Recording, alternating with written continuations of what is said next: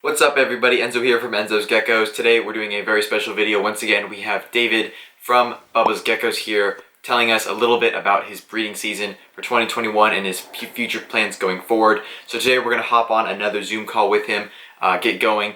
Let's get like 100 likes on this video and maybe we'll do some more with David or we'll do some more with other people because it seemed like you guys really liked the last one. So let's hop on the Zoom and talk to David. Alright folks, David has just joined, so let's do this.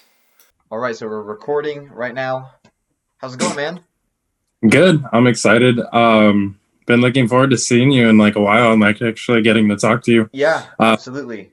Last It's time really we cool. talked, we were with Nick, right?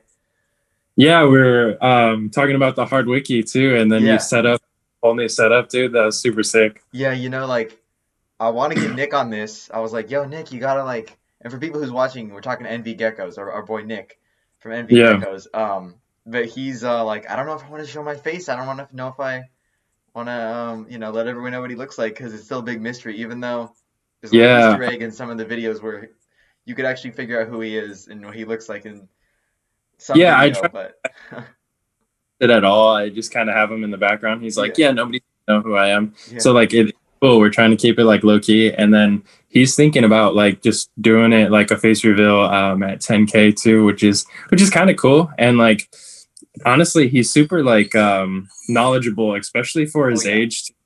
So I'm super excited, and honestly, he has nothing to worry about. yeah. I agree. I mean, for me, it was different just because like I showed my face ever since the beginning when I had like under 100 subscribers. Oh So yeah, I, people I, I do it. couldn't really do some kind of like special face reveal. And I've posted a picture of me on my Instagram stories and stuff plenty of times. So, it's no surprise really. Well, yeah, and Nick's like 45 too, so like I think people were thinking he's younger. I just think like good to kind of actually catch up on everything. That's so funny. Yeah, right. Yeah, Nick's an adult. That's right. Forgot about that. Yeah, my stepfather now, so crazy how things work out.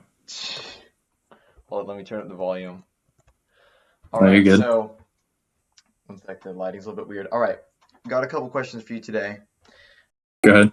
I know you're doing other stuff other than the leopard geckos. Now you got the African fat tails, you got the hognose, you got the panthers, you got the bearded dragons. There's probably five Yeah, other things you got. But today we're gonna be talking about leopard geckos because at the end of the day, there's a leopard gecko channel, and I just wanted to know what your projects are looking like for 2021, and then like what your future projects are gonna be looking like because you know you can have 1 year of projects, but it doesn't mean anything if you're not going to continue working on them over the next few yeah, years. So like build up to definitely malfunctions going on here, it's all but good. I'll get. Let me see. I just won't kick this with my foot from here on out. Perfect. Going. Jesus. There we go. It wasn't plugged in all the way. All right.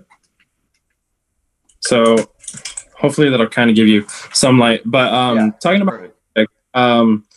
first off, like I'm extremely humble that you decided to make the decision and kind of gave clowns to like your close friends, and then the package you sent me was um reinvigorating, dude. Like, cause I know you know this hobby, dude. It's Yeah.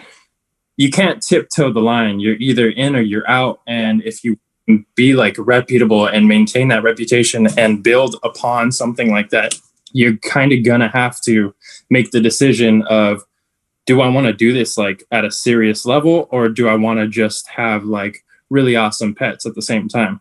I'm trying to do like best of both worlds because Yeah. it's all bread and butter. And I work with other species. That's just because I'm kind of like, ooh, that's so beautiful. I have to work with Yeah. it. I had Um, that thing going on a couple years ago. I mean, I had a tegu, I had a ball python, I had a crested gecko at some point.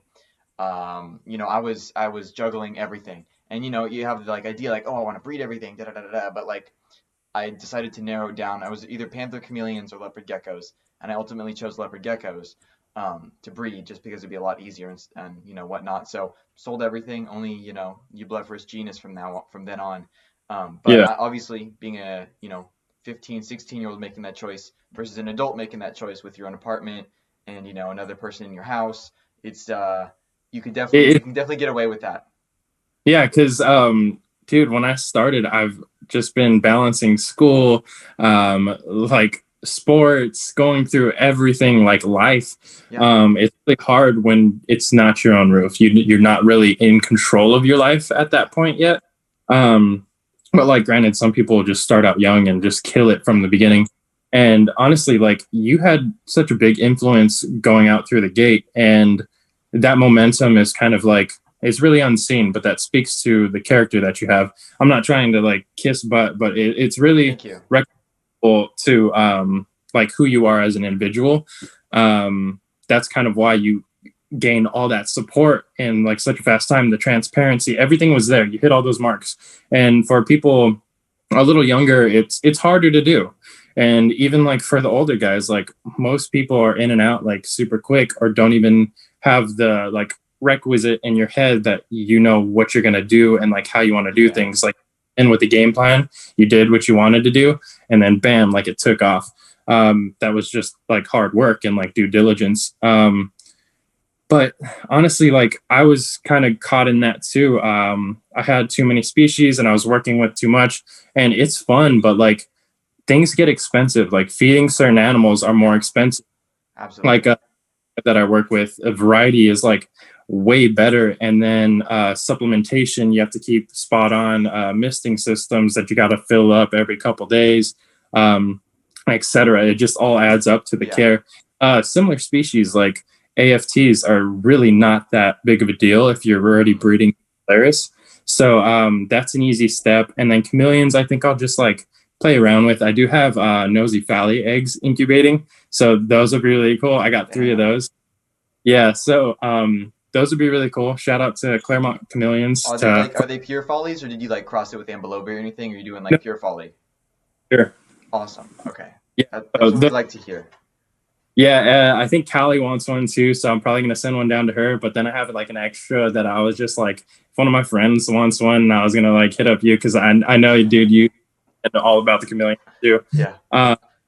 But like the hognose snakes, like it became more of a partnership. When you have somebody that you work with, like I do with like Lex, it's a lot easier because I have a severe mealworm allergy too. So unboxing all those and feeding nonstop, it gets to me. And so she kind of just took off with that, like without even me asking That's her. great. She started up on like learning how to feed geckos, how to take care of them, signs for like even like simple things like shed stuck on toes. It just helps out so much when you have like, people around you that help out, not even like a spouse or anything like that, but like friends in the community, just to reach out if you don't know something. If something arises, like say you have an aggressive male that went after a female and then maybe like cut her up a little bit and you don't know what to do, it's always good to like reach out to somebody who's more experienced. Maybe they experienced that themselves. And honestly, the community is like I'm more excited about the community than like myself, if that makes sense. I totally get what you're saying. Definitely people always ask me questions and stuff. People always, reach out to me. And not just about available geckos, which I don't have anymore, of course, but just certain questions about breeding, morphs, what they should get into, all this stuff. And I will give them a response, an honest response, based on what I think that they should be getting back. You have to keep in mind, you don't want to be spoon feeding everybody, right? It's really easy to just give them the answer. It's really easy to just say, buy a gecko from that person. I don't have any. But you have to be able to like be hard on them and say, you got to do your own due diligence and figure out what the best breeders are. If you say, hey, where should I buy a gecko from, whatever, I can definitely recommend people. Usually I just say, Gecko Boa, Suburban Geckos, people like that. But I have to be like brutally honest sometimes and be like, you do have to figure some of that stuff out yourself. So if people say, hey, I've got this gecko, which is 50% head, whatever, compared to this, what would the babies look like, I'm like, hey, make sure you know what you're doing. I'll say, I think that's a good idea, or I don't think that's a good idea, or work with what you should work with. But, you do have to be like honest at some point. Because when I was learning about this stuff, I definitely had people, giving me the answers to things I really wanted to know when learning about, because I wanted to learn how to create a Diablo Blanco. And not just from Diablo Blanco to Diablo Blanco, because those were like $300 each, and a 14-year-old was not getting his hands on $600 worth of geckos anytime soon. So, I was like, oh, can I do a Blizzard to a Raptor? and they would explain, well, that might take 3 or 4 years to actually hit those odds after, breeding and holding back the babies. So it forced me to, I got the answer, right? No, that's not possible after 1 year. But I had to think about it and get ready to understand more and do my own, research. And it definitely helps if you have a, predisposition to biology, to genetics. If you understand Punnett squares, right? I know that you did some Punnett square stuff on like Instagram Live, which is super helpful. I was in 8th grade only so many years ago, so I remember doing all the Punnett square stuff. I remember, I know why my eyes are brown and, why my earlobes are attached. I know that's a genetic recessive trait. So that really helped me learn stuff. Yeah. Yeah. So, I definitely encourage people when they ask stuff like, oh, hey, like, what should I get into? I always tell them, buy what you like, work with what you like. There will always be black knights. There will always be red diamonds, right? Whatever the next hype gecko is, right? Lemon frost were super hyped up when they first came out. Look at them now, right? Yeah. So. Yeah. But like you said, people jumping in and chasing like market, it's only going to like a narrow road. And then eventually like, this doesn't, I bought this gecko for $4,000 or $200 now. It's going to be something like macularis is so like saturated the market that if you're not working with something you're super passionate about, it's going to fall like flat, like really fast and really quickly. Within like a couple of seasons, you always see those people jump in and out. I've always toed the line. It was just something I've always wanted to do, but like life just wasn't adding up at the time. So like now, fortunately enough, like I have friends around me and like, dude, yeah, thank you. But like people who kind of help groom you towards that and like help you out, like it inspires me and makes me want to do more and like be beneficial to like those newcomers and like, hey, maybe do you want a Diablo Blanco? Do you know what that is? Do you know it's a combination of recessives? Do you know why it's held its value for so long? It's because like this, and that. So you want to kind of like not just throw them into the water. You kind of want to teach them like, hey, maybe like scope it out. There may be some gators in there. You got to kind of like check it out first. I always reference John's like website. If you scroll and go through like all those genes, like if he doesn't know anything or if he hasn't worked with it so much, he just says it flat out. It's full trans. He's like, hey, this might be this, but it also might be this. Like, I don't really work with this as much. So use another reference. And that's like what we need.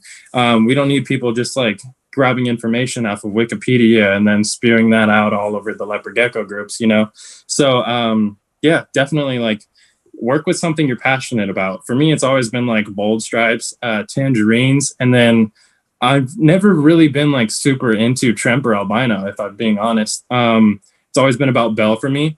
And then Rainwater, the like magma line that Chad's been working with, dude, that caught my eye so quick and I had to get like in on that. So that's going to be what I'm working with like heavily. And then like the clowns are something I'm super excited about because in that interview you did with Matt, you were talking about how it was like a bigger project of sorts. It was never really just like set lineage. It was always like ever evolving, like a project or what he was going for. And honestly, that's key. Everything is so mixed now that like keeping track of everything is very important. And I've tried to push this because like all these new people, even people who just straight out bought clowns and they didn't buy them from like reputable sources, or it's like a very low percentage clown that they don't know about. Or even if it's marketed as a full percentage clown or marketed as a clown. I mean, tons of people have a clown cross and don't understand the concept of that. So like when I was selling my clown and inferno crosses, I think you should label it as the certain morph as a cross if it's 50% or more. So, Jude is the clown inferno cross because he's 50% clown, 50% inferno. You want to pull him out? You got him? Yeah. Yeah. So yeah. Like anything less than that, it becomes a different label. Right. Because if it's more inferno, it's going to be an inferno cross. Yeah. So I ended up hatching stuff out. Like I had some, like I believe, yeah, there he is. So I believe Hella Orange, which was one of my best males that made his way down to you. I believe he was 75% clown, 25% inferno, and you would label him as a clown cross. And I've seen you do that, right? But some people might want to say it's a clown inferno cross, which isn't quite true in my opinion. I think clown cross is best. It's over 50% clown. You can say, or you could just label it as a tangerine cross or a tangerine, and then you can label, 75% clown lineage, 25% infernal lineage. Yeah, and that's how I plan on going to market with these. Even though I'm not going to be selling much next year, I'm still going to like take pictures of it, and I want to kind of push the market into more transparency when it comes to labeling. So even if I produce like a 12.5% clown, I want to be able to label that in all my like tangerine lines. I don't want to just have a tangerine that I got from somebody who didn't like keep track of lineage and then toss that into the line, because then it's just mumbo jumbo. Yeah. Like I have him paired to a couple females. This is that beautiful boy, honestly. Yep, there's hella oranges, I call him. Really well. So I paired him to a pure female that actually proved out het tremper. So not only will that like help me prove him out to see if he's carrying that low possibility het tremper / eclipse, but it's also going to increase the percentage of the clown that I have in that specific line. It'll be around like 87.5%. So like keeping track of those and like learning percentages is going to be really key, especially since the market is really all about tangerines. And honestly, that's more of an Instagram thing. I've talked to like old heads on Facebook, and they're like, honestly, I didn't even know clowns were popping. And I was like, bro, like jump under the rock with me. We got to like get out of here and like check this out. Cause I'm relatively new to Instagram too. I came from Facebook. I didn't even know it was that like popping on there. And I'm good with friends with Nick now, and just like seeing him post and everything. And I was like, dude, that's insane. And since like unveiling like what I'm working with, taking nice pictures and stuff, I get so many people like asking. It's really awesome the amount of growth I've been able to go through. And it's feasible, dude. Like this season showed me that like I want to do this for as long as I can. And it's something that makes me extremely happy. And like, I get stoked to go check like during like hatching season, just even check on the males. Like, hey, you guys like maintaining weight? You got some water? You good? Snacks, anything? So yeah, I mean, I remember like waking up every single morning and checking my incubator. Like it's the most exciting thing. And having other people in the community is super important too. I know that you're in Los Angeles, and there's, a pretty good amount of other leopard gecko people down there. Nick told me that there's a really good group. He can, sell stuff locally pretty easily. Yeah, I didn't really have that here. I mean, I have, my friend Sam from Sam's Geckos in Sacramento, and Jorge at Golden Valley Reptiles in like Fresno, but they've only come by a couple times every now and then, Yeah. So it's a little bit harder to like have that community, but like the Instagram and Facebook and, YouTube even, you really feel the community. And with people's passions like this, that's like such a heavy, like, passion and hobby. If you have more people at it, going at it, you're able to do it better. If you, for example, right, with this pandemic, I used to go to the gym all the time, but when it shut down, no more gym, whatever, right? Yeah. What was that? I remember when you were like, you looking like Arnold Schwarzenegger. Yeah. Well, I used to go to the gym all the time. And then once the pandemic hit, I couldn't go to the gym, and it was just hard to find motivation to work out, without anybody else. But even like that camaraderie of other people like doing something to better themselves, or, in that case, physically, in this case, intellectually, biologically, all this kind of things, like learning about biology, learning about a sense of community, the science aspect, all the stuff, like you're all going on the same boat upwards, and it's easier to do that. Even if I'm in a room with 50 strangers and we're all lifting weights, we're all doing something different. Whatever projects you have, if you've got the bold stripes and I don't care for bold stripes, and I've got the max nose and you don't care for max nose, we're both still going at it together. We're still doing our thing, and it's like that specialness. Because otherwise, if you get isolated, if you don't have, the other people with you, the hobby gets less enjoyable, and that's just like the truth of it. Dude, yeah, I know. And honestly, I was kind of like, Nick has lived by my parents for a while, and I was breeding geckos down there when he first started too. And we never really linked up. It was only after like I moved out and I was like doing my own thing, and then we started like, we met up, we talked, and like we kind of just hit it off. We're kind of like similar minded people, and just talking to him, you kind of know like what he's into, and like he's been wanting to do this since he was super young. And it's just super passionate, same thing. And that's why we mesh so well. And he works with trempers a lot. Yeah. And that like fills my void because like, hey, I don't have trempers, but like my buddy does. Yeah. And like, and same like quality too. And then I also have like Jorge to recommend too. There's so many people I can recommend. Like if I don't have anything, I don't have anything available. Yeah.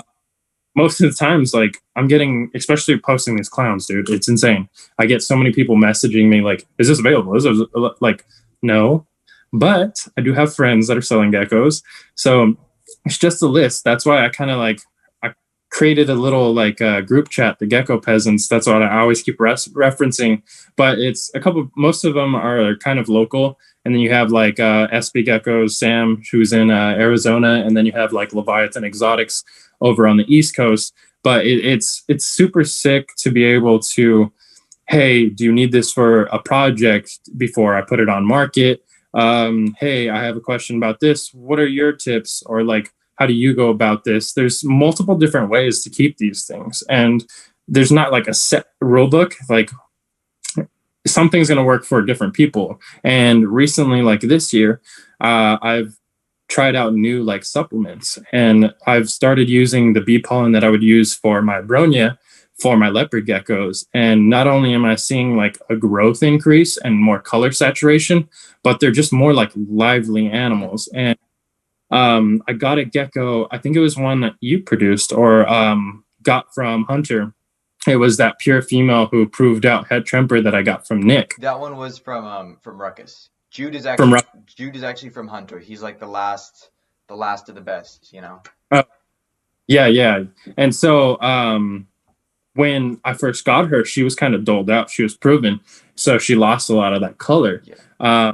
Coming over here and using that bee pollen, dude, like within a week, she did like just jumped color. Like I send you pictures after, but like I kind of dropped this information, I think, during like the Punnett Square video and maybe a video prior, but people are trying it out and they're like having the same amount of success. And like, wow.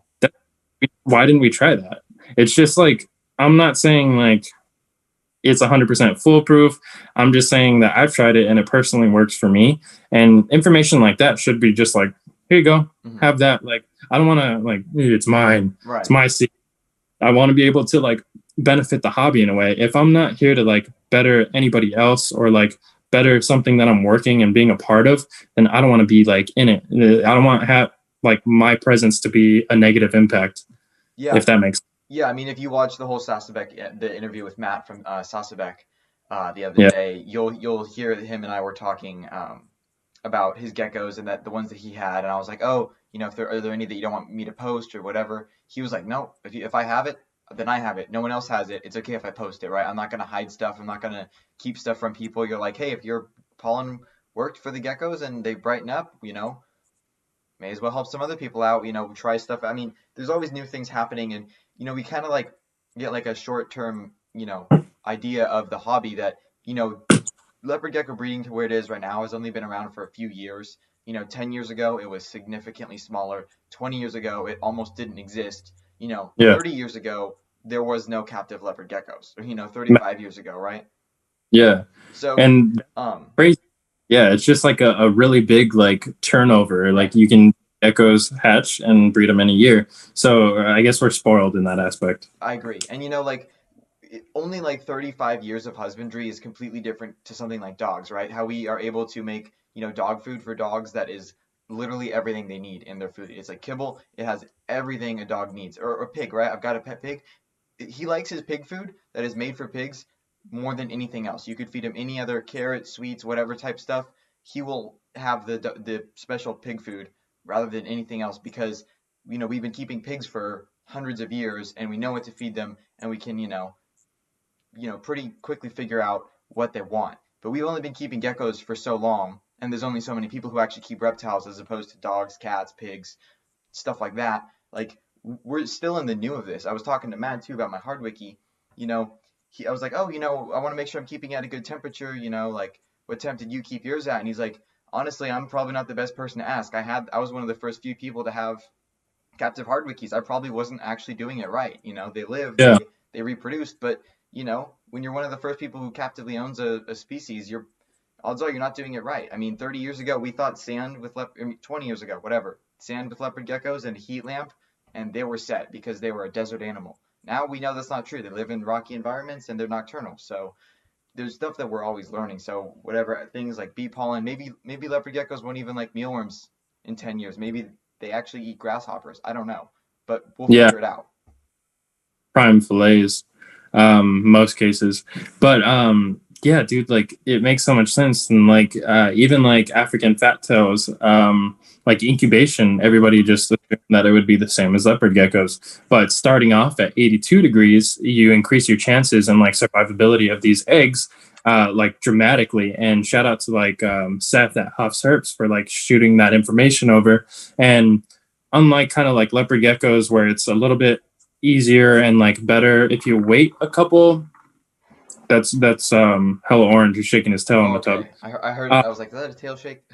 Yeah. But like incubation temps, it's different. And then when you go to actual like temp sexing them, it's just about the same. It's a little different. But when we go into like thinking it's the same as like macularis, it's kind of like we're learning everything like new. Nothing should be black and white. When it's black and white, you have no room for improvement, and Right. Yeah, we should all be open to like new things I agree. until like yeah. So for this year and next year, or next 5 years, what's your long-term view on it? And like, what do you think the numbers are looking like? Do you have like a limit? Are you like most all producers 100 a year, 150 a year? Like, what's your like plan for scaling? Because you got to be thinking about this as a long-term perspective, because although it's a hobby, it's also a business. There's money involved. There's money involved in every single hobby. Technically, it is, business. Maybe your hobby is making model planes and you're not really selling those or whatever, you just keep them in your garage. But if your hobby is breeding animals that you're going to be selling to other people in a community of, a live reptile trade, there is business involved. So you got to be looking a few years ahead. I was just wondering what that looks like for you. That's a great question, and honestly, like that's the first time I've actually looked into like the future. As you know, for me, it's more of like live now, and Yeah. kind of like live in the moment and appreciate things for now. But when I'm working with macularis, especially like this past year, I took the dive into getting more serious about it. And my first thing that I did was build an X amount of racks, just in case I produced more than I was expecting. I had two. Well, I'll just say one laid 28 eggs for our first year female last year. And almost like 75% of those were fertile. So now I'm like counting that and using that as my base just for like, if anything goes like haywire, I want to be prepared. I don't want to have to just build a rack in the middle of hatchling season. I mean, it's easy, it's simple, but like I want to be prepared now. So I kind of know what I'm expecting. This next year, I won't have that many. I maybe have like 20 to 22 pairings, but a lot of it is just setting up for like the next years. That's a lot Nothing, of pairings, man. I had like dude. 6 this year and only like 5 were successful. So for you to go 20 to 22, you're like, This will be that's, like one of my biggest seasons, dude. yeah. Before that, like I've done like 18 to like 15, 18, and one year I did 20, and that was like a bunch of first years, and I have like maybe about like 25% is going to be like first years this year, so it's not going to be like super crazy, but I'm prepared for it. I have like 3 extra racks that are completely empty. I have about like 60 spots available, just like new spots. I have to build these racks. I have to put the heat tape down still. So I have space for upwards of like 200 to 300 geckos, just in case. And like, obviously it's just for like growing out, but I don't want to keep things in like 6-quart tubs for longer than they should. I really only keep in there until they find their food bowl. Once they find their food bowl, like they just grow instantly. So that's kind of like when I try to transition them out, and around like that 18 to 20 grams, I'll throw them into like a bigger tub. But I'm kind of expecting like that, like what I want in like genetic wise. I'm looking to bring more saturation. Like the Hello Orange held up a lot. Mr. Stripe was kind of fading a little bit, but honestly, the males hold up really well, and especially from that line, it's really remarkable. And to see that gecko in person is just something else. Like Yeah.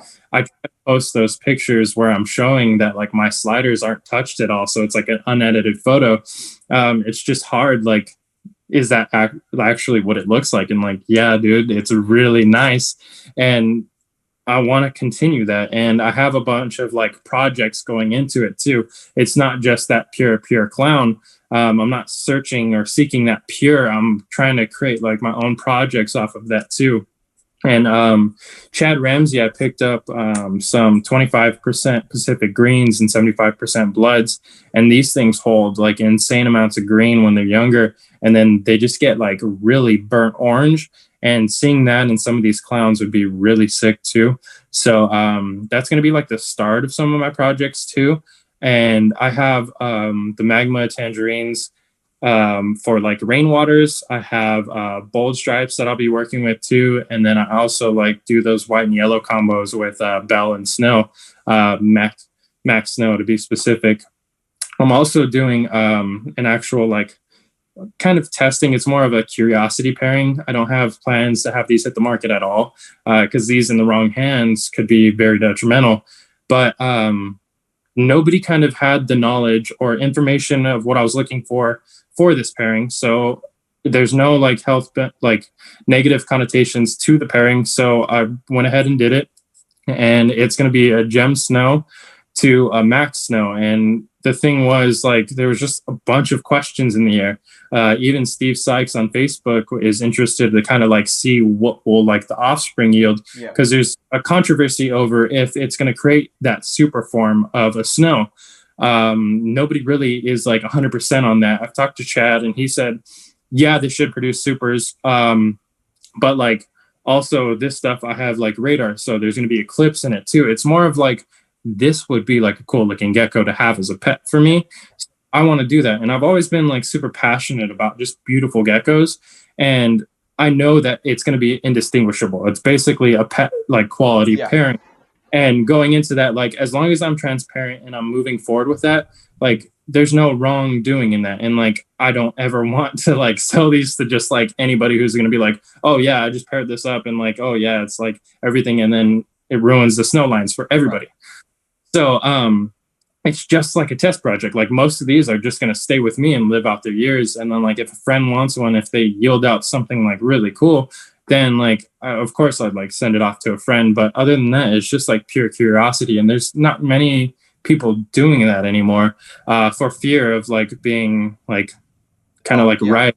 You could totally be ostracized by everybody and everyone could just point fingers, say you're doing that kind of stuff. I mean, it can definitely get pretty ugly. I mean, people don't forget about stuff like that sometimes. I mean, you know, your intentions are right. I think you should definitely like at some point make a certain post like, hey, this is an experiment, this is a whatever. Because pretty about it. I've made a story about the pairing when they initially locked, and a few people reached out like immediately, dude, and they're like, hey, like, what are you doing? Why are you crossing like the snows? And I was like, I'm just curious about it. Like, there's not that much information on it. And I genuinely want to see what this is going to do. I have no intentions to release these to market. I don't really want to, like be that person, right? Because that's going to taint so many lines if that gets into the wrong hands. So it's basically just a passion project for me. And I'm super excited for what it's going to yield because, the male that I'm using is actually jungle, reverse stripe, lavender, and he's bell, and then he's had eclipse. And then the female is a Max Snow radar, and she has like an insane amount of paradox spots. So, I mean, it was just like, these are two beautiful animals. And like, as long as I keep myself like transparent through this whole thing, I think it'll be really cool. And like to document it, that's like my biggest thing. Like that would be cool. Who knows what it's going to yield if they don't try it. And there's no like negative health like effects like going into that. Yeah. That's really the biggest thing. I mean, I think the biggest concern if you're doing something like that is a health problem, right? If you're like, oh, I want to see what a lemon frost to a black knight would do, a lemon frost to a whatever, or, you know, it's like, do you really need to do that? Like, we know not to mess with that, right?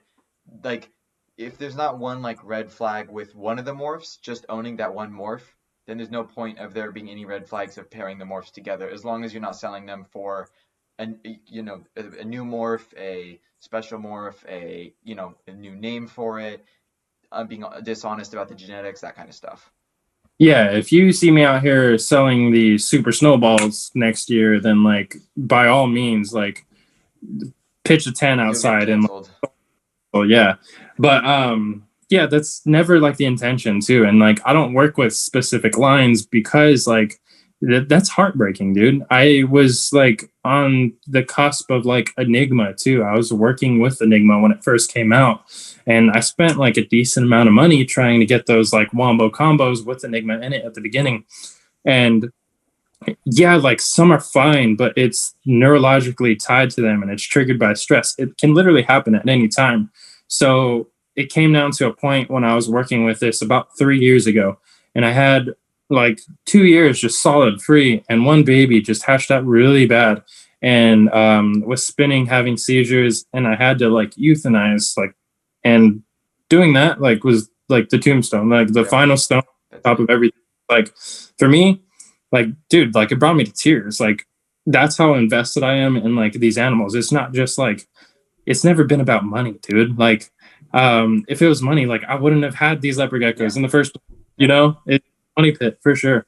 But like even black knights, like I don't work with, they're beautiful, but like I would want one for like a pet to take pictures of. But like working that line, like it's not something that I would see myself like enjoying like long term. You just don't see many places to go. It's the same thing Matt said. There's a Strength and Leo's podcast. It's Evan and Chris talking. I think it was probably in 2019 or 2020, but they were talking, and Chris is like, I'm not so into the dark project stuff. Everyone asked me about it, but I don't see, we got point A, right? The Black Knights. Where's point B? Where does it go? What do I pair it to? What are the results of that? Matt said the same thing. Matt's like, hey, I don't really see where they can go. I'm on the same page. And then I also, there's plenty of health concerns, in my opinion, with the Black Knights. So many are inbred, short tails, small eyes, infertile, super, whatever it is. I see it a lot in the Black Knights. So, well, yeah, because outcrossing wasn't like a big priority to them. They're like, wow, these are like insanely beautiful. It's going to hit the market really well. Let's just like produce them to get them out. And that kind of ruined it, like for a lot of people, because if you don't start outcrossing from the jump and you're doing it correctly, then you inevitably narrow it down and you get to that fine point where it snaps. Yeah. But like there's some beautiful projects still, like don't get me wrong, the beautiful geckos and like darling geckos, the panda like Black Knights, those are freaking like beautiful. So like kudos to them for like outcrossing like correctly and going about that the right way. But like certain lines I still won't touch, like Nardizer, Nigma, Lemon Frost, obviously like the obvious ones like Given, and like Trempers, like I just have mainly like a couple of them. Like some came from you, like those white and yellow raptors, and they're good test projects. But like beyond that, like Tremper is going to be out there a lot. Like I don't really have like an eye for it, and like not like bashing it at all. I love Trempers, but at like the same time, if you're hard in it, it's not going to be something. Yeah, it's okay. Yeah. I mean, it's like, if you're into chameleons or whatever, and you're all like, I love panther chameleons, they're super cool, but blue's not my color, so I don't work with, ambanjas, or I don't work with nosy bees. That's just my opinion. I respect them. They're cool. It's not my thing, right? It's just how it is. It's all right. And honestly, like the normals were kind of what we all got into like at the beginning, dude. Yeah. Like I started with a super baldy like carrot tail. So like the super hypotangerine, the SH, whatever, dude, it's been so long. Like I don't like them now. They're like butt ugly to me. But there was a time where I was just like, I have to have this thing. This is going to be the biggest thing. Like I love this. Yeah. Dude, it's gone so crazy since then. And there's just so much more potential that we have like untapped, and people should do their own thing, because that's where we're going to find these new crazy like combos, and not like trying to pair all these genes together, but like line breeding is where it's at. That's where you're going to get more results. And like, dude, that little teaser that you guys did in that last video with Matt, like who had something like that? What, like the last like 5 minutes, the bonus clip? Yeah, the bonus clip, dude. I was okay, that's next level. Though that Because hit me hard. I mean, that was a complete genuine reaction. He told me he's like, "Oh, I'm sending these to you." I was like, "He's like, we'll do a, what does he said, reaction video to it, right?" And yeah, I'm looking at my phone the whole time. It looks like I'm being really rude, but I literally could not look away from the geckos. I was just like going back and forth between the pictures, like, because this it was is a gecko. animals too, dude. That's why I was like, all right, Yeah, cool. and that was like Because that was like 8 years ago or something like that. That was like yeah, yeah, 7 or 8 yeah, years ago. That wasn't even something that was like he produced yesterday. It was yeah, like a old picture. Crazy. yeah. Dude, it's honestly like when you started hatching out clowns, remember you were like, dude, this one looks bold. And I was like, there has to be like something in the lineage. And then you're like, no, but it makes so much more sense that he had a group of females and would bring in males Yeah. for a specific kind of like look he was after. And that makes sense because like some would have this, some would have that. And honestly, that's like when I got these over, I was like, dude, I want to pair these to bold stripes. And that's going to be like insane. But like bold stripes are always just beautiful. Like that continuation down to the tail is something that like awesome to me. So that's probably going to be in the works the next couple of years. Like that's going to take a while. It's going to take a while to refine things, and that's fine. Like if you want to stick around, like we're all here to kind of support you through that too. When it's competition, it's not healthy. When we're kind of like boosting each other up and like think about it like this, like right now there's no shows, but when we're all at the shows together and like we're all like in the same like kind of building, and even if we don't have like tables next to each other, we don't have something like, imagine how cool that's going to be with like, oh, like the next booth over there, my buddy owns that one, he could sell you like a couple of those. Like that's how the hobby should be.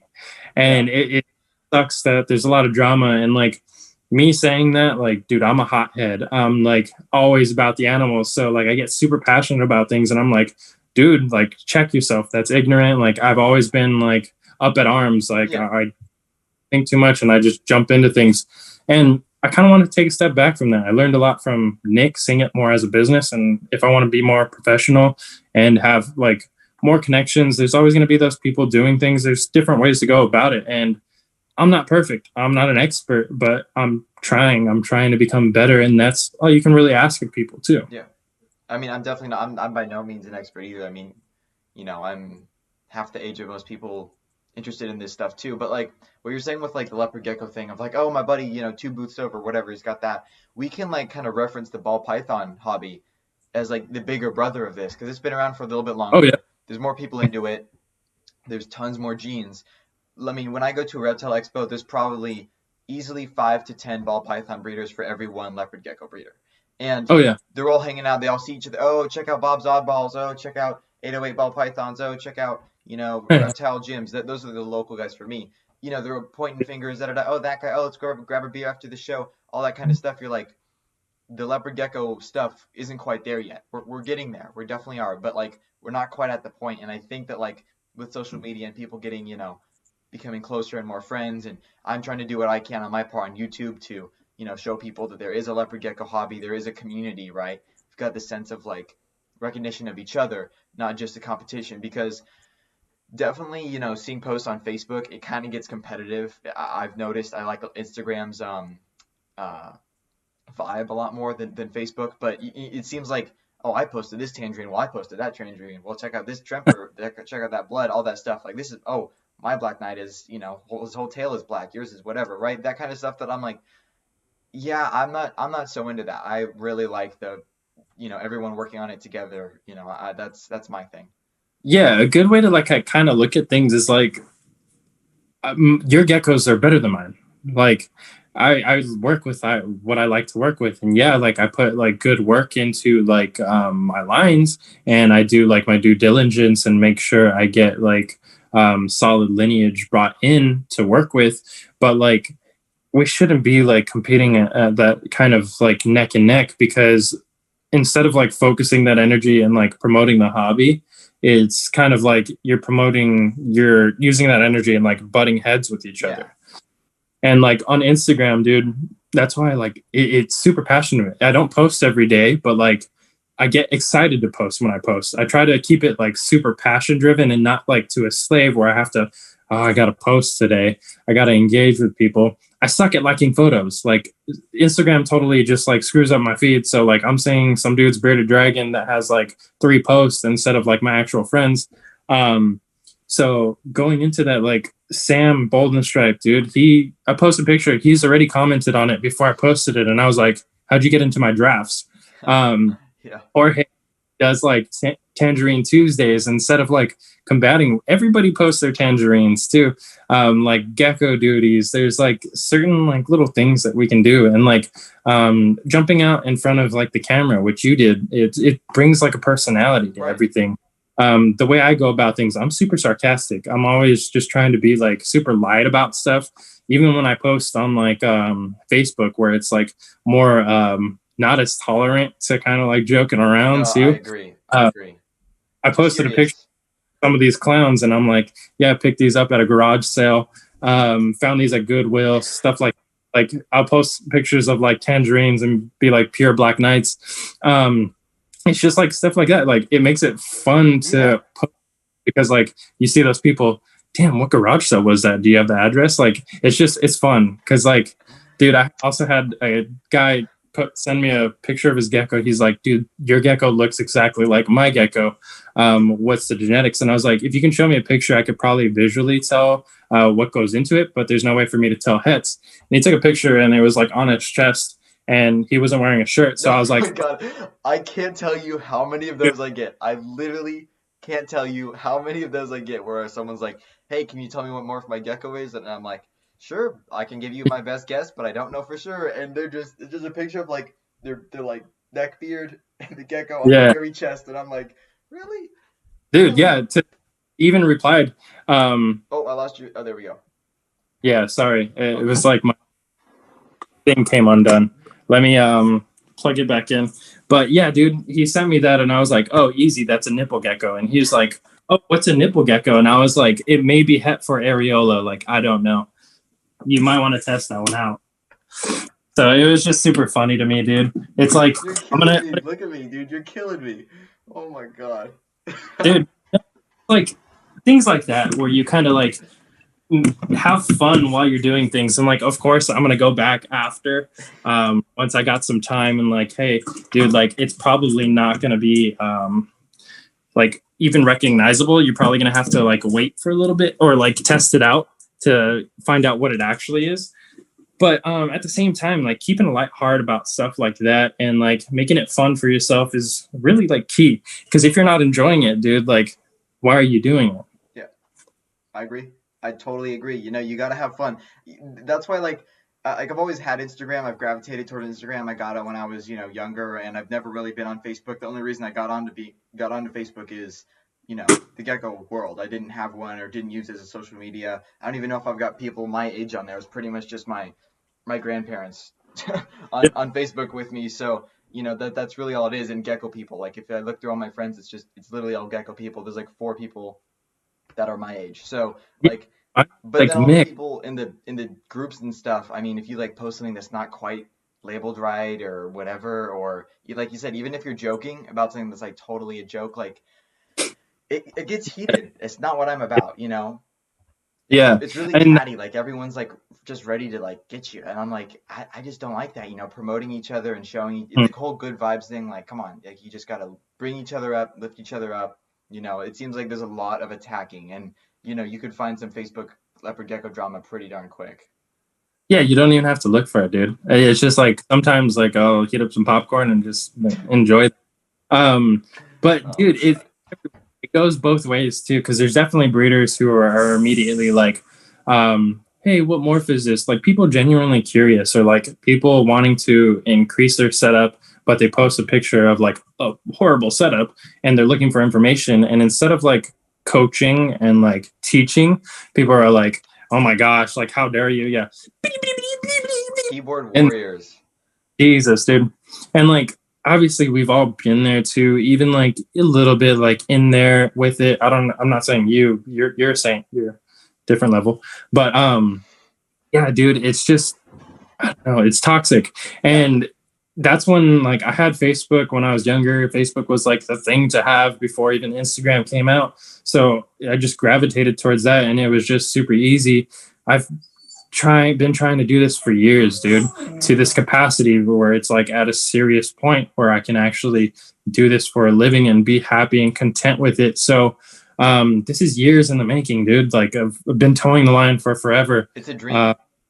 Yeah, dude, it's really fun, and I'm so excited for you to come back. I know you kind of like itching about it, and like I understand it's more of a time thing for you, from what it seems like too, and from what I've like understood about things. But like people like you are needed in the hobby, and you have like a certain way of going about things where it's only going to be beneficial to the hobby to have you included, even if it's you doing the YouTube videos like this too. Like imagine how many people are going to use these 7 years from now. They're going to have you in their mouth. I know. Enzo, am I going to be the next Salsabeck? If I stop posting for six years, am I going to be the next Salsabeck who gets like, 20,000 subs? The GoPro like way in the back. You got to have a little table. Yeah, right? Dude, you got to disappear for 7 years, and then they're going to be like Enzo Belforte. Yeah, he exactly. Was so yeah, exactly. Dude, they're gonna be awesome. But yeah, dude, it's just like it's super passion driven for me, and going about it, it's I don't know, I've met so many cool people, and like that enough, like I'd be content right now. I'd be fine just having these geckos and taking pictures of them, but like that I get to produce more and like make babies and kind of go like have these little projects. It's so like invigorating, and it's not something I ever want to lose, Sorry, can you hear my background? Who is it? That's Bo. I don't know if you've met Bo. I know Mav, right? Yeah, yep. Mav's he's super old now, but I'm just gonna let him out so he's not whining anymore in the background. Go for it. Come here, crybaby. But yeah, dude. Yeah, like you said, for me, like it really is a time thing. Like I would say like the very soonest would probably be like 18 months from now, August 2022, probably be like the very soonest I could get back into it. So I probably wouldn't be breeding until 2023. I think I could definitely, have an apartment or something like that somewhere, while I'm in college still, that allows, No rush. This isn't going anywhere, and obviously like you're still enjoying these videos, and that's like really key. And especially like me being like a friend, I want you to be able to like enjoy things. Like don't like ever get into it where it's not something you want to do. Like if you need a break, dude, take a break, and like having those breaks just make you miss it more. So it's going to draw that like excitement back up, and then you're going to jump into it and be like, rah, like super excited about everything. So like, yeah, once you're ready, dude, like I know a lot of us are working to continue your line, and doing like specific stuff that we think maybe you would have done, kind of have stuff ready for you when you get back, because we don't want you to just kind of get out like that. And then like when you come back, we want to be able to like help you grow through everything too, and like kind of make it as if you never left. Yeah, I appreciate that. I would like to, like, of course, with the pandemic, but as I'm getting older and I've got more responsibility and I've got a car now, like I'd really like to come down to check out Jorge's place in Fresno, shoot a video there, see what's up. I mean, I really would love, and then make my way down to Los Angeles, Southern California, to check you guys out. Yeah. You, Nick, everybody else down there. Like that would be really fun for me. I can't right now, of course, because of the pandemic and whatnot. But that would be super fun to like just do tours of other people's facilities, and like it just really brings the community together. I mean, it's incredible. I mean, I would love to do that some more. Super sick. I'm excited to actually meet Jorge.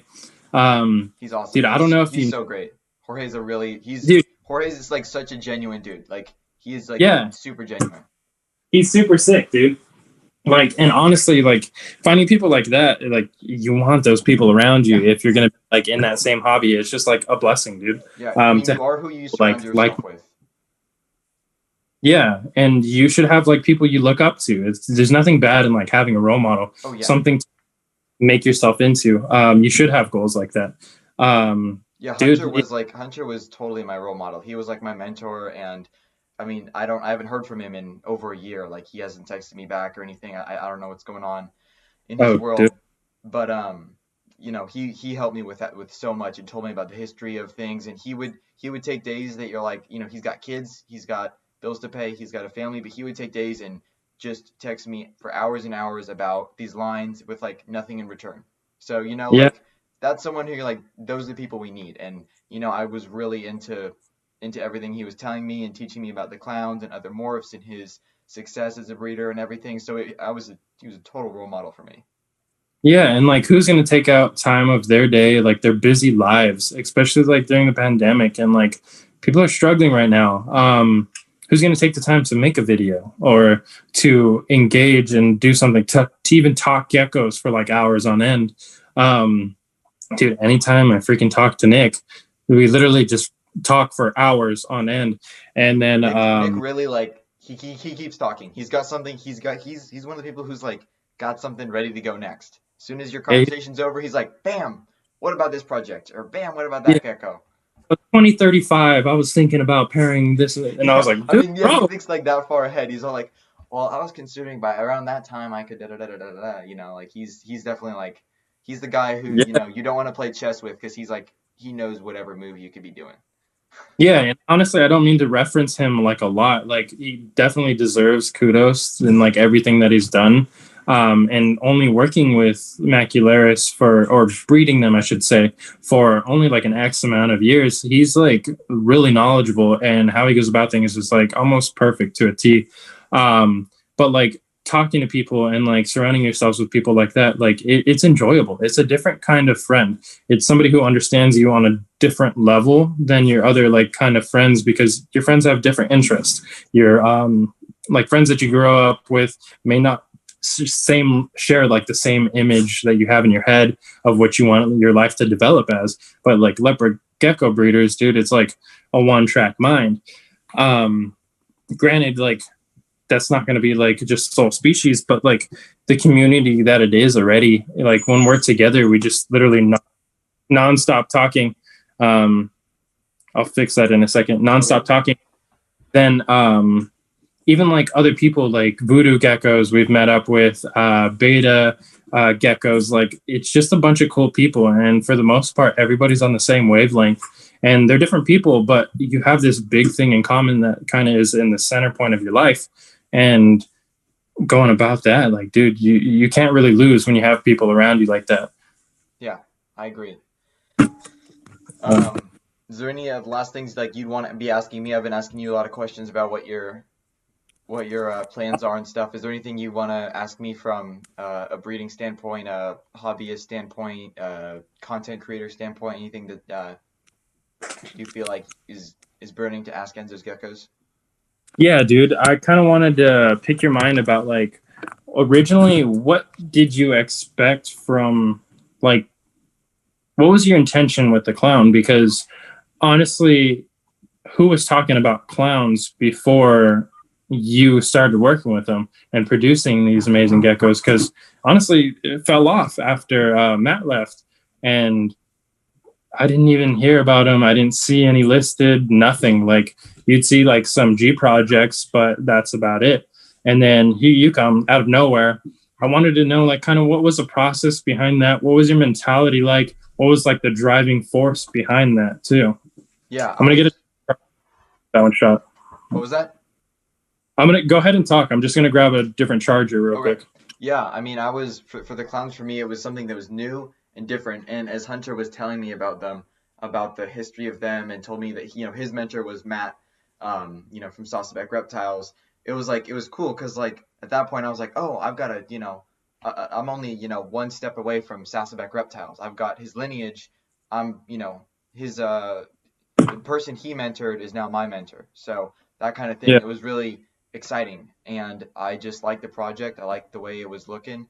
I liked the ones that Hunter produced. I mean, Hunter had some incredible animals. If you go to check out his like his Facebook page and all his old posts and his old clowns, I mean, yeah. it's Hunter, crazy. dude. A lot of people slept on Hunter Oh my too. God, I literally like it'll be like 3 a.m. and I'm like, let me just look at Hunter's geckos. Let me just look at his his old Yeah, clowns because it's crazy. Yeah, and it's just like it's insane to think what we had so long ago. And honestly, we lost touch with a lot of things because people were just chasing crazy combos instead of Yeah, doing that work. It was easier for people to jump in and buy like 5 gene combos and start producing like crazy combo babies instead of like working line bred like lineage and like I traits. I see that coming with the blue amber eyes or the BAEs. Yeah. I think there's going to be a huge amount of people who just buy those, breed them together, sell them for quick buck, whatever, try and sell them for a lot. That price that everyone wants is super high, that kind of stuff. I think that unfortunately the blue amber eyes are going to be, I think people are going to just. Well, I mean, yeah, the I'm the worried. thing to take away from is other eye genes, right? So I don't think there's going to be enough work put into getting and stripping everything of Eclipse. And when they don't like strip everything of Eclipse and make sure it's het free, we're just creating pet quality geckos. Same thing with like the Gem and Max Snow. Yeah. It's crossed at a certain point. Nobody's going to know the difference. Boys, relax. So yeah, it's like same thing with like Cypher. It's going to be different, but you're going to see people trying to just create crazy combos. And the way John went about it is like correct, dude. Like honestly, like he did it really well. Selling hets and only selling to like a specific like group of people and releasing only a select few. That's kind of how you want to do things when you stumble across something new too. Yeah. Yeah, I agree. Anything else you want to Anything else you got to ask or make a quick claim about Bubba's Geckos or anything? No, dude. Like honestly, I'm super happy about like how everything's been turning out for this year.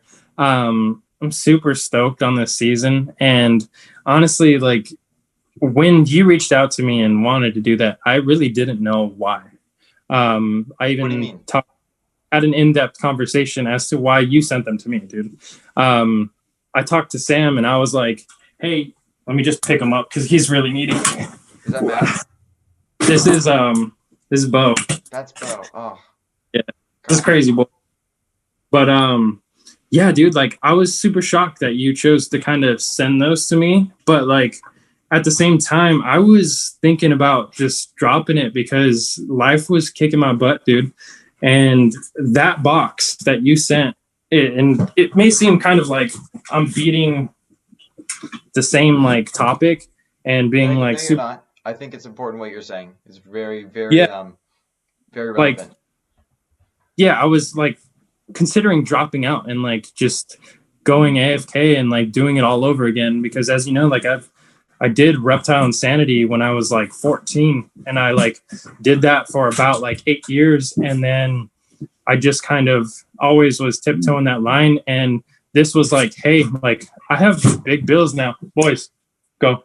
I have big bills and this is going to be like if I'm in or out. This Yeah, is like the last time and you know that I had like that crazy collection. I got like a bunch of geckos in only to like have to sell them for pennies on a dollar, make yeah, sure they got good homes because of life. And honestly, life keeps throwing screwballs, but I made the decision to just be happy in whatever I do. And for you to send that box, it really made it so I wasn't just doing it for me. I was doing it for you. I was doing it for the people around me. I was doing it for the simple fact that I don't want to like leave yeah. You don't not want to being throw in the towel. yeah. Well, And like I mean, like when you're in that situation, like I think of it like I call it like the end of the world situation, right? It feels like it might be the end of the world. It feels like, oh my God, you're Dave, right? I'm David, I'm you. I can't do this, Geckos. I can't do this anymore. It seems too impossible, too expensive, whatever. It seems like at that point when you realize it's so hard, if you change your mindset, that's when things turn around. I mean, that's when things turn around. The easy thing to do at that point is throw in the towel, to give up. That's the easiest thing to do. Give up, say no, forget it. For, I'm done with that. The hard thing is to say, I can do this, I will do this. And a lot of times, the corner is you're right around the corner. I mean, you're so close. I was talking to my girlfriend about this earlier, when things are getting difficult because the pandemic's been, very difficult. I was talking to her about this earlier. When things feel like it's very difficult, a lot of times if you just stick it out for the last amount of time, things change and all of a sudden you have this beautiful world in front of you that you didn't even realize was there. yeah. 100%. Yeah, because honestly, the hobby has never hit like this to this extent for me. It's like I saw it with different eyes, Yeah. and now more than ever, it's like I want to do this like 100%. There's no like backing out. This is who I am. I've always been Bubba. I've always like been into geckos. So like Bubba's Geckos, it just naturally had to come to a point where I was like, all right, let's do it. No turning back. I'm gonna work with other species. That's why it's kind of Bubba's Living Emporium. But like bread and butter is always going to be those geckos. They won me over from like a young age, dude. Like I got my first one when I was like 6. So like it's always going to be bread and butter. And dude, that package changed my life. And I want you to know that. I want the people to know that too. And I never want to like discredit that or forget about that. It's something that I will always like hold dear, and kind of moving forward. Like that's why I want to make sure like you're taken care of, dude. Any way I can back you, like we need people like you in the hobby. That's the bottom line of it. And if I'm not doing my due diligence to keep people like you in the hobby, or like make sure you're kind of like, if you need something, you're taken care of, like that's kind of everything. Like I would do that for Nick. I would do that for like the gecko peasants. I would do that for like even like small breeders too, like who are reaching out, hey, I want to like sell my collection. Let's work out something so where you can get these geckos back. You can get their babies, something to where you can stay in it, but like maybe you need a break. Yeah, like, I mean, I feel like when I left, it worked out really well for me. I didn't sell my geckos for dirt cheap. I didn't sell them for top dollar, or probably not even close to market value. But yeah, I got money for them. You know, I got probably around the money I put in, if not probably some little bit of profit, whatever, including all the racks and selling all that stuff. But I made other people happy, right? I threw in some surprises. I don't think I told you about Jude, did I? I feel like I threw in Jude. yeah, dude, you threw in Jude, you threw in Pepper, you threw a white and yellow girl, threw in I called her Ducky, the one, pet. yeah, the little one that's kind of like slow to growth. She's definitely getting up there, but she's slower. Yeah.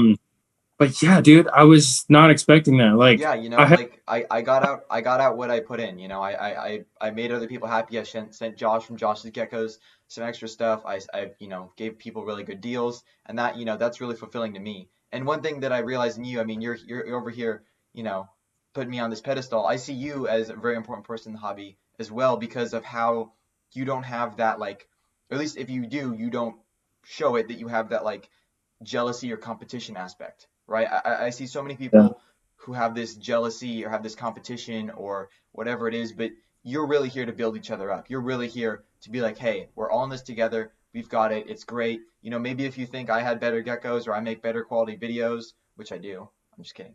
But no, if you dude, do, you know, you're supportive about it. You say, check out this video. It's great. Other people like Evan from Decked Out Geckos or Nick from Envy Geckos, you know, they post my videos on their stories. Say, check this out. Evan literally, of Strength and Leos, he changed his YouTube or his bio. Yeah, the link in his bio from, you know, from the Strength and Leos podcast to one of my videos. Like, that is something that is so down to earth, and that is so important. And even though if we're, you know, competing content creators, which we're not, you know, we're just two kids making videos and making podcasts and on audio experiences for people to learn about the hobby, you know, we're building each other up and we're making it stronger. And I think Evan's name, Strength and Leos, for that you know, podcast is perfect. I don't think he could have nailed it any better.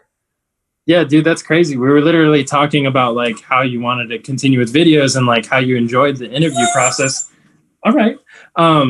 But like, dude, you were talking about how you didn't want to compete with Evan, and like that's totally understandable because some people could totally see that. And then literally, like, I don't even know if it was that same night or the next day, but he literally put it in his bio, and I was like, dude, like I haven't talked to Evan, I haven't had like conversations with Evan, but like now, dude, like I like you, like I can genuinely say like I'd back that, because that's what we need, dude. And for him to kind of even like be able to see that, and like Matt too, dude, Matt was like, I'll reach out to you, and that's cool. And it's just like there's always going to be stuff to dig up. Like with people who've been in the hobby for forever, but it's looking past that. And like, if you dwell in the past, you're going to be stuck.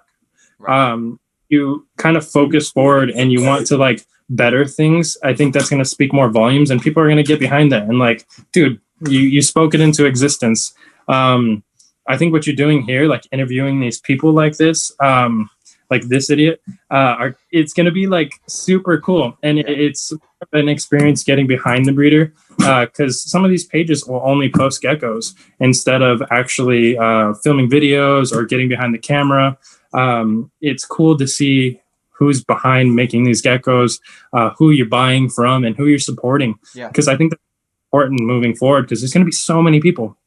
And if you want to like stick around and have like a lasting effect, it's definitely good to surround yourself with people who are like you and like Evan.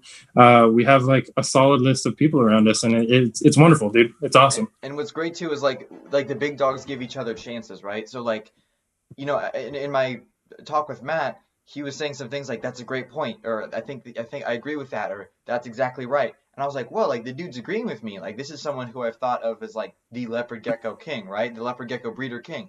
I was saying things like, oh, that gecko you produced was beautiful, or oh, you know, I thank you for repopularizing the clown gene. That kind of stuff. I feel like people who are higher than you, you know, like, you know, you don't want to rank everybody and everything, but right, but like if they're able to like build you up, even if they're up here and they're still able to, you know, lend out a hand and pull you up. I mean, it's amazing, right? Evan has so many more people listening to his episodes than I do. He has so many more leopard gecko breeders who support his thing than mine. He has so many more people who's on his stuff. He's got all the big dogs on it. You know, I mean, he's got the links with Tremper. He's got the links with Scarborough, Charleston, all those dudes. But he's still able to help me out and support me, right? It's great. Yeah. And for me to be able to like, hey, you know what? Your stuff's great. You're super helpful in the hobby. That's what's important. A lot of times with like the old dogs, you know, the old people, I mean, the old breeders, right, who've been around for a while. Yeah. They tend to like, some of them just don't really give other people shout outs or give other people the fighting chance. And I think the leopard gecko hobby is like a whole story of underdogs. It's a whole story of, you know, people trying to do their best and to bring each other up, and you know, put aside whatever else we have in our lives. If we're having difficult lives, money problems, whatever it is, we're able to bond over something that we both have so much passion for. And that's beautiful.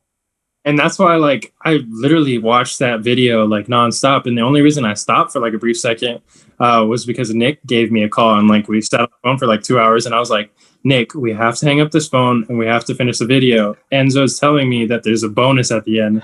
And then skip to the end, and I was like, no. So like, dude, even that interview, like you and Matt, that was really cool to watch, because a lot of us kind of grew up on the Punnett squares, and like regardless of all like the drama behind like Matt leaving and everything, like don't take away from who he was as a person to a lot of people. And seeing you so excited, dude, it was like you were fighting so hard to like not like fangirl, but like, dude, like all of us would have been the same. Absolutely. And like, I mean, I like, you can see it on my face. I don't hide how I'm feeling. You know, if I'm feeling excited or whatever about it, if I'm gonna laugh, I'm gonna freaking laugh. The joke you made earlier about the nipple gecko, I mean, that got me. I bet you're gonna be rewatching this like right now, looking over at it and just being like, oh, I made that fool laugh pretty good. You know, like you just gotta be genuine about it. But I was like so excited to talk to Matt, and that it was just like an equal conversation, right? Doesn't matter that he is a grown man and has a child and has been breeding for so much longer and has so much more knowledge than me. We're still able to have such a real conversation. It's just so special. I mean, really. Yeah. Like for Matt to sit there and like let you have the floor, he sat and like listened really well. I know. And better than he didn't coming in seeking like a hype train for clowns or anything like that.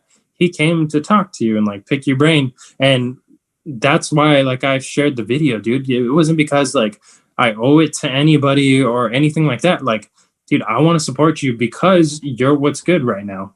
You're kind of like leading a path to where it's more transparency. Everybody has all this information available. You're bringing in like, dude, honestly, I see this going very far, and I want to be one of the first people to kind of like get behind it too. And that's why honestly, like with backing too, like we should be able to support this. And I think this is going to be really awesome to do. It's really easy, dude. I'm doing this off my phone, and you're probably doing this off your phone or your laptop too. Yeah. It's really cool. And at the end of the day, we're just like talking, dude. Yeah. And it's simple. It's just free flowing, and a lot of people will learn a lot from this too. I think so too. I think these kind of talks are a great source of information. It's a way to know your community better, even if you're not involved in the conversation, right? I mean, I'm knowing you more. I'm knowing what's going on behind in your mind, in your gecko world, right? You're talking to me.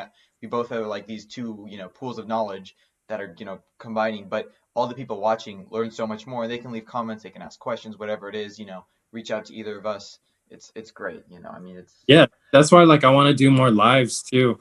Do like lives where people have like an open floor with us, get a couple breeders on, have like a few different people totally. like do IGTVs too. That'll be really cool. And just opening up the floor and being transparent with people and giving them a platform to be able to learn. And I think that's super sick. Yeah. And full support. Bam. All right. Well, thank you so much for doing this talk with me. I really appreciate it. And I hope more people check out your stuff and, figure out what's going on over in your world. Yeah, dude, I appreciate it. Thanks for having me. This was course. wonderful. And thanks again, dude. Like, this is inspiring. I like it. Thank you.